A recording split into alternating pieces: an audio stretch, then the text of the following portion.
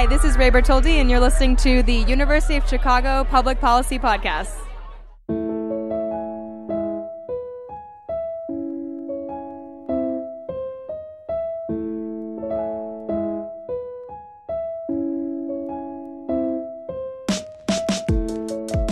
Every year is an election year somewhere. 2019 so happens to be what many are describing as the most pivotal Chicago election in decades. Every 5 years, we have the opportunity to vote for mayor, our alderman, city clerk, and city treasurer. With Rahm Emanuel choosing not to seek another term as mayor, we've seen over a dozen candidates enter the race, some of whom had decided to run against Rahm before his announcement, and many of whom decided to enter the race after. On this episode of Chicagoland, we'll be diving into why this election matters. Our guest today, David Orr, has been a fixture on the Chicago political scene for the last 40 years. He's going to help us understand what's at stake for the people of Chicago, how this election differs from previous ones, and why you should care about something called an alderman. David entered politics as an independent Democrat, first being elected as alderman of the 49th Ward in 1979. He served as interim mayor of the city of Chicago after the death of Harold Washington in 1987, and recently he retired after 28 years in the role of Cook County Clerk. He also teaches an elective course on Chicago politics here at the Harris School of Public Policy. We recorded our interview with David on February 14th. On February 20th, David officially endorsed Lori Lightfoot for mayor of Chicago, saying, quote, "Lori is an independent-minded person. Keep in mind that everybody says that there are progressive candidates running. We have people with maybe a foot, maybe a finger, maybe an arm, maybe a whole body in the quagmire of the machine and the pay-to-play tradition. Lori stands out among the top tier of candidates for being truly independent of it." End quote. As a reminder to listeners, UC3P does not endorse candidates. Any views expressed in this podcast are strictly those of the individuals expressing them and do not reflect the views of either UC3P or the University of Chicago. All right, let's get to it. I'm Kyra Sturgill. I'm Steve Crano. This is Chicagoland. Stay tuned.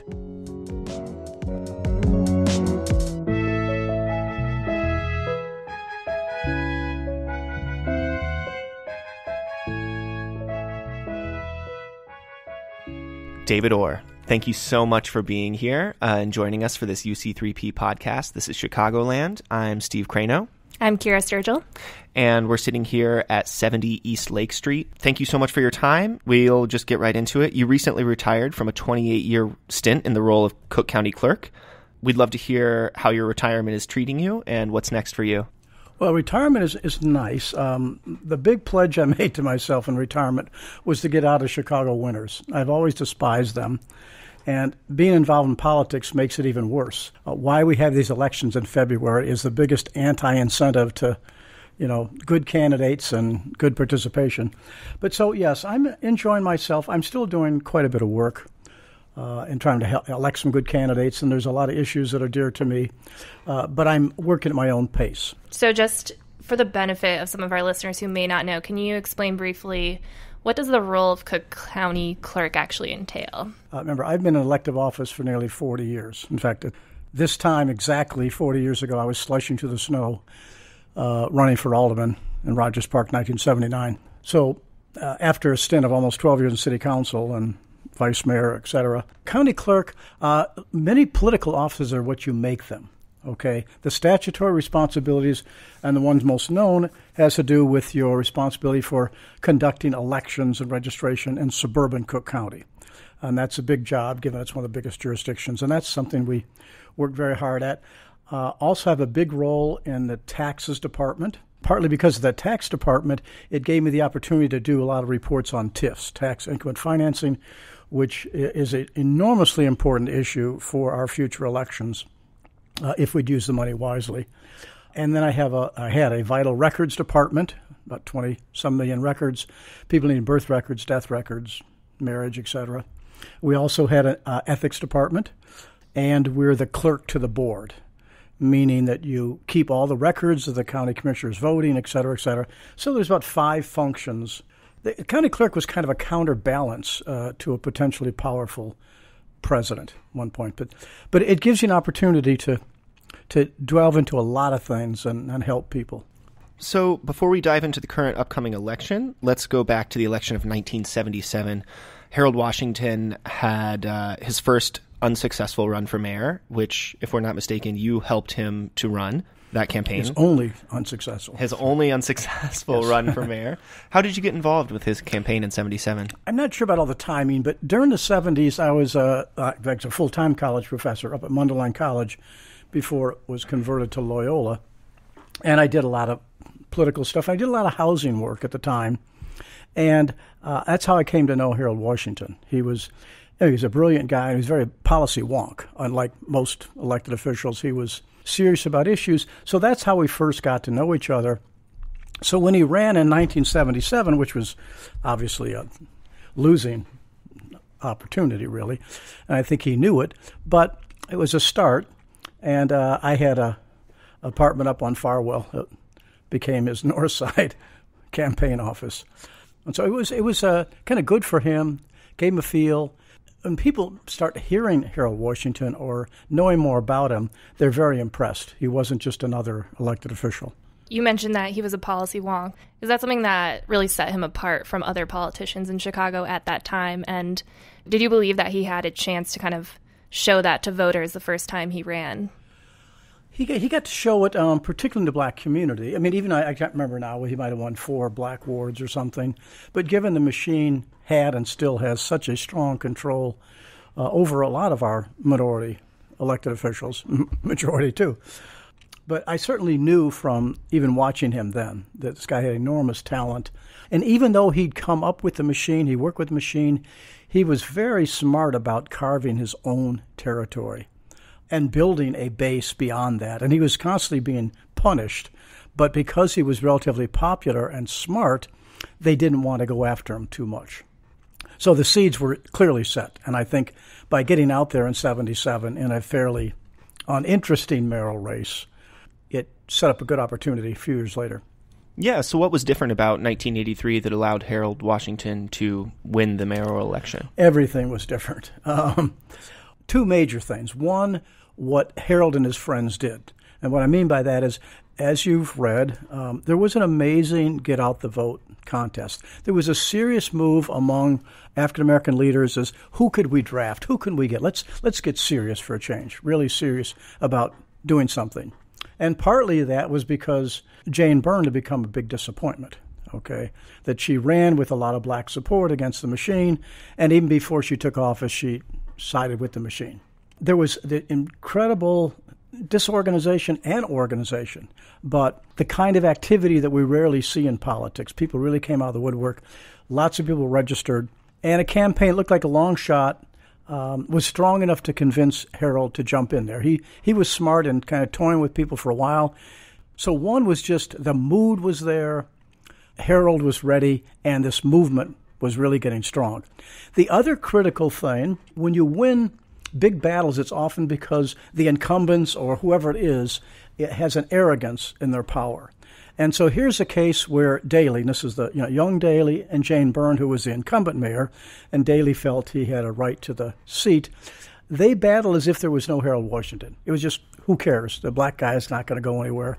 In fact, Jane Byrne, in her last year in administration, did her best to tick off the African-American community. She had had some African-American support, but she felt the way to win was to prove that she was whiter and, in a sense, more racist than Daley. And so she did several things that you might have read about. There was an appointment which should have been an African-American to the school board, and she intentionally picked somebody else. So a few things like that she did intentionally. So that was a big factor in the fact that they were so arrogant that they ignored this potential thing. Because, the old machine is good at these tricks. All they would have had to do is to find somebody else who was African-American and throw them in there.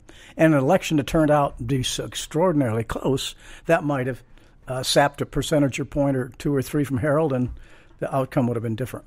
Fast forwarding to today and the upcoming election, do you see any possible parallels between that moment and now, given the number of mayoral candidates who are running as they say is progressive?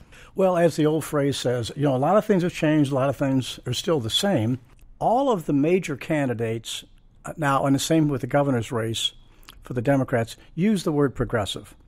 In my book anyway, it's not really true. Many of them have a long way from being very progressive, but that's a good news. You look at it from this, that the public's mood, even though they have Trump in office, the public supports most of the issues we would consider to be progressive. But, it's not a very exciting field, if I want to put it like that. I've never seen so many undecided people. Yeah. People not sure what to do. They're even a little afraid to go vote early because they don't know. And it's not because there's so many candidates. It's because the ones that seem to have the most political name and money and so forth, there's just not a lot of support for. Somebody will win, but... So you mentioned that you think that one of the problems is the system being broken. Is that just the nature of how City Hall and the mayorship are functioning right now? Is it going to be, no matter who is elected, if they have the most genuinely progressive ideas, is it possible that they get into office and aren't able to enact a lot of the changes that could actually improve the city? Again, if it's a good person, and since the mood of the public is clearly progressive, I do believe they can make those changes. But it depends on two critical things. One, the city council. I'm hoping to see some dramatic changes in the city council.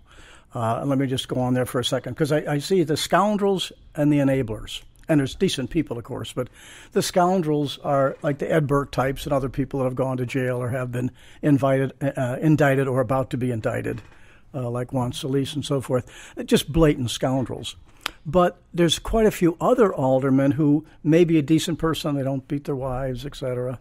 But they're enablers. They go along. So one is whether or not we get some really good aldermen. They're more independent-minded.